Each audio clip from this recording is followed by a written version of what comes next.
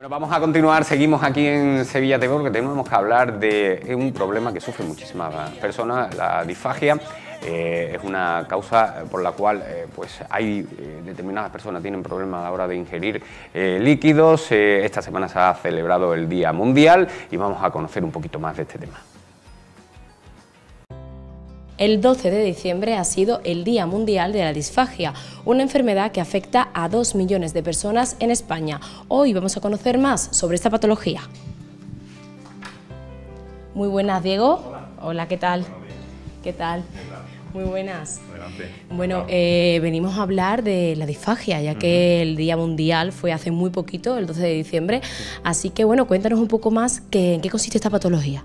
Bueno, es realmente una patología que engloba muchas enfermedades, ¿no? La disfagia es un síntoma, ¿no? que lo que conlleva es dificultad al tragar, ¿eh? Básicamente, los pacientes que la tienen, pues tienen mayor o menor dificultad a la hora de deglutir, ¿eh? Eso puede ser debido a diferentes causas, ¿no? Causas orgánicas, como lesiones, como úlceras, como bueno, tumores, ¿no? Que provocan una estrechez ahí en el esófago, como también muy frecuentemente a trastornos motores, ¿no? Por pacientes, por ejemplo, que han tenido un ictus, que han tenido algún problema neurológico, ¿no? Es muy frecuente que una de las manifestaciones sea dificultad a la hora de tragar. Entonces es un problema realmente muy prevalente, ¿no? Yo creo que alrededor de un 4 o 5% de la población se puede ver afectada a lo largo de su vida, ¿no? Entonces es una cosa que tenemos que tener muy encima, porque además merma mucho la calidad de vida, ¿no? Bueno, hablábamos de cifras, son 2 millones de personas las que sufren esta patología en España, concretamente aquí en Sevilla, aproximadamente, ¿cuál es el porcentaje? Pues no te lo sabría calcular exactamente, porque ya digo que es un colectivo muy heterogéneo, pero nosotros en la consulta de aparato digestivo como tal, raro es el día que no recibimos 1 o 2 pacientes contándonos este problema, ¿no? Pues si extrapolamos y hemos dicho antes un 4 o 5%, pues si en Sevilla hay 700.000 habitantes, pues pueden ser pues unos 35.000 personas, sin duda, ¿no? Sin duda. Bueno, Diego, cuéntanos cuáles son los colectivos que se ven más afectados por esta patología y qué síntomas son los que realmente permiten detectarla. Desde el punto de vista eminentemente digestivo, son pacientes que suelen tener problemas de reflujo, ¿no? De reflujo gastroesofágico, que hacen que el ácido pues venga para arriba y provoque un daño más o menos mantenido, sostenido y crónico, ¿no? Suelen ser pacientes que tienen problemas, ya digo, con el ácido, pero hay factores de riesgo como son el tabaco, el alcohol, la obesidad, ¿no? Es un problema también muy importante. Y después hay otro grupo de pacientes que ya digo que lo que tienen son problemas de control neurológico, ¿no? Pacientes que han sufrido algún ictus, pacientes que tienen alguna enfermedad degenerativa, tipo Parkinson, tipo Alzheimer y demás, que ese control de la deglución lo pierden, no porque haya una lesión, sino porque la contractilidad del esófago se dificulta, ¿no? Esos serían los 2 grandes colectivos, quizá. Bueno, ¿y es posible tratar una prevención? ¿Es posible prevenirla o es algo que realmente es inevitable? Bueno, en estos últimos pacientes, como digo, es complicado porque suelen ser enfermedades degenerativas, ¿no? Entonces, bueno, se está avanzando mucho, hay muchos ensayos clínicos en marcha, ¿no? Para retrasar, ¿no? Los síntomas, ¿no? y los problemas de este tipo de enfermedades. Desde el punto de vista digestivo está clarísimo que hay que evitar factores de riesgo, ¿no? Y uno que está en la mano de los pacientes es el tabaco y el alcohol, indudablemente, ¿no? Controlar la obesidad, comer con moderación, hacer dieta, ejercicio, ¿no? Y después, una vez que aparece ya, lo que hay que hacer es intentar controlar la capacidad que tiene cada uno de deglutir, ¿no? Porque es verdad que puede tener un problema serio a la hora de que si no pasa al esófago puede irse a vías respiratorias, ¿no? Entonces pueden tener problemas importantes estos pacientes. Ahí sí la prevención sí sería más importante quizá. Bueno, entonces realmente llegando a ese punto de gravedad, la prevención no ha sido posible. ¿Qué se debería hacer? ¿Cómo se trataría en esos casos? Bueno, tenemos muchas cosas que hacer, ¿no? Desde fármacos, ¿no? Hay fármacos para, si nos centramos en la enfermedad por reflujo, por ejemplo, fármacos para controlar el ácido, ¿no?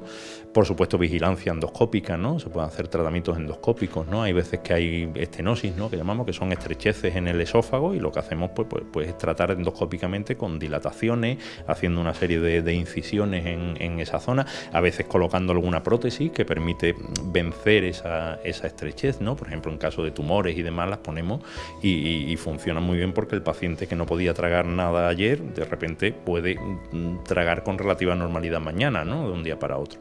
Ese es el tratamiento, ya digo, digestivo, ¿no? Después hay fármacos, hay que estudiar bien la motilidad del esófago, porque hay fármacos y hay tácticas, ¿no?, para la hora de mejorar esa contractilidad, esa coordinación que tiene que tener el esófago, que en muchos pacientes se pierde, ¿no? Igual con fármacos, y después, bueno, hay desde luego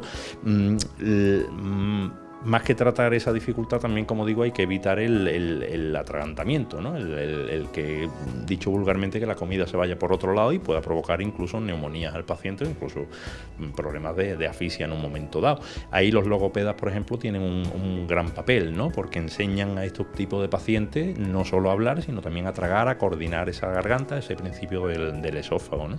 Ahí quería ir yo también. Cuéntanos un poco el papel que tienen los logopedas con estas personas, porque realmente al final su intervención es fundamental. Sí, sobre todo en pacientes, ya digo, que tienen una disfagia alta, ¿no? A nivel de garganta, que suelen ser, ya digo, estos pacientes neurológicos, ancianos, con enfermedades degenerativas, ¿no?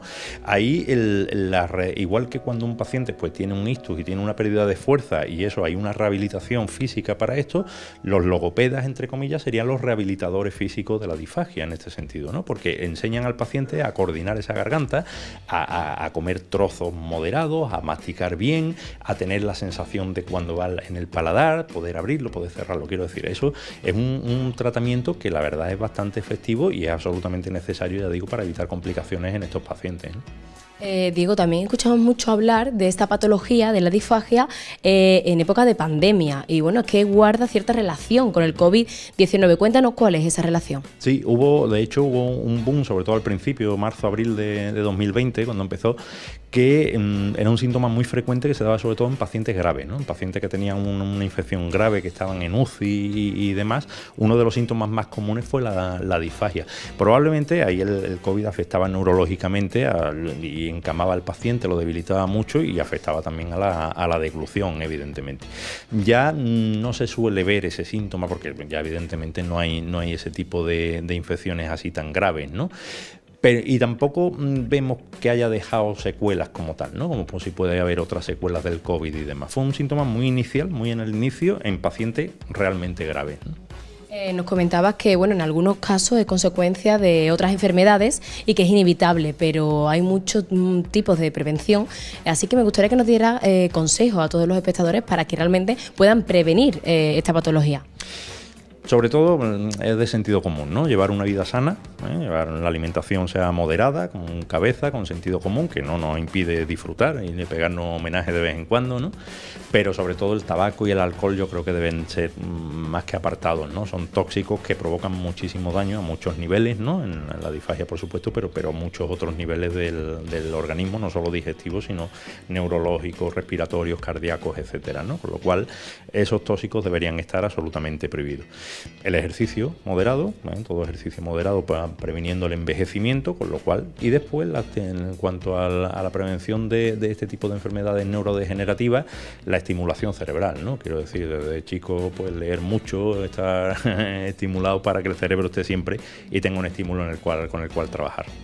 Bueno, pues muchísimas gracias, Diego, y gracias por todos los consejos, lo tendremos en cuenta. Muchas gracias. Gracias a vosotros. Buenos días. Pues con este asunto de la disfagia nos vamos a despedir.